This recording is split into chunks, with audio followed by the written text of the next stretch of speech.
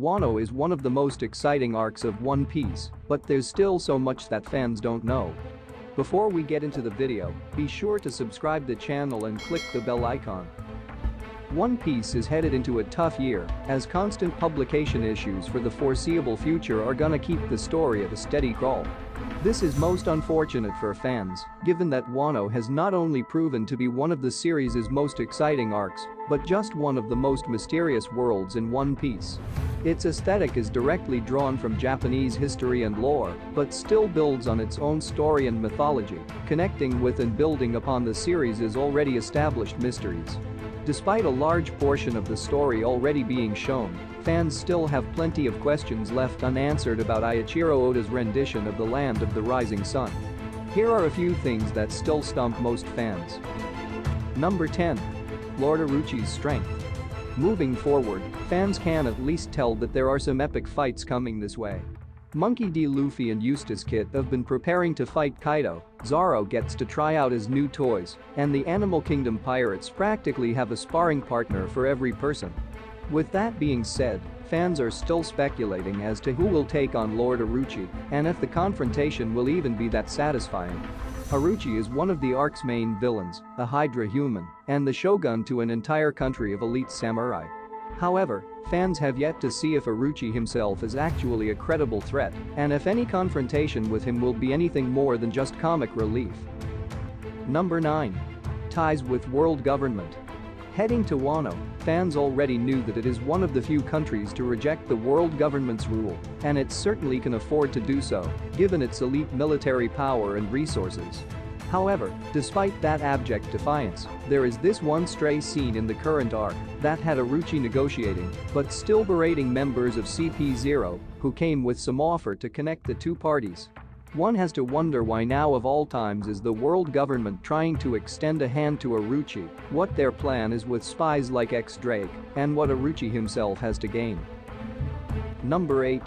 Reasons for isolation. Much like Japan long ago, Wano has been undergoing an extended isolationist period, one that has protected its borders but kept its society ignorant of the people and advancements of the outside world. Kazuki Oden himself made it an issue to see the outside for himself and try to open up Wano's borders with his own power. Given that strong passion and the many gifts that opening up can bring, fans are still left wondering as to why Wano isolated itself in the first place and if any particular event encouraged it.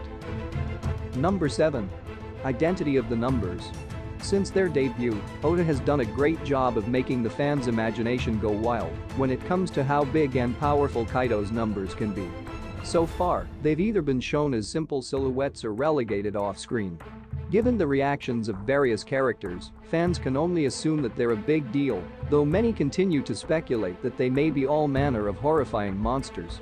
Nothing has been confirmed yet, of course, which only has the numbers haunt fans even more. Number 6. Origins of the Mito. One Piece has done a terrific job of hyping up Mito's swords as the best of the best. They're a sought-after treasure for elite sword fighters and a chief collectible for a sword nerd such as Tashigi. While there's been plenty of love given to these swords, not much is currently known about their blacksmiths or craftsmen. These must have been talented and influential individuals to have crafted weapons that still strike fear and respect to this day and must have some plot importance moving forward. Number 5. Origins of Foxfire style. Kinemon has been a hit in a variety of ways. He's been a fun companion on the Thousand Sunny, a reliable guide on Wano, and an even more respectable captain of the remaining scabbards. While the series has done a good job of building up his character and explaining certain relationship dynamics and powers such as his devil fruit, it did leave one question out there that it has yet to answer. What is Foxfire style? For strange moves like this, One Piece typically gives some explanation, but Kinemon seemingly just pulls his fire sword ability out of nowhere, and no one really questioned it. Is this an actual Wano technique, a hidden trick, or does Kinemon have a special sword? Number 4. What Kazuki Toki wanted. When Toki first debuted, she came in out of nowhere asking to go to Wano. The reason why has yet to be revealed.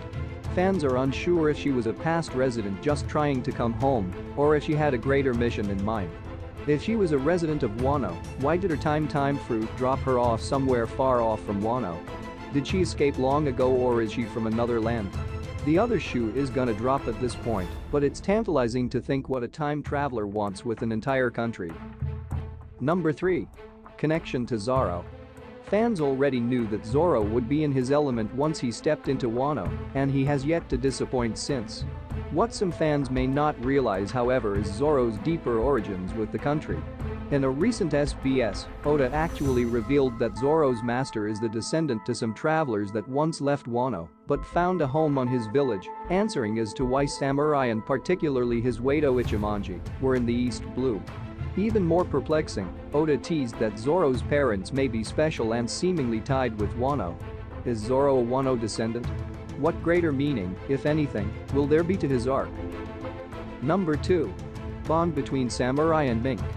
Several years ago, if someone were to say that One Piece was gonna draw a connection between samurai and talking animals, they would get funny looks.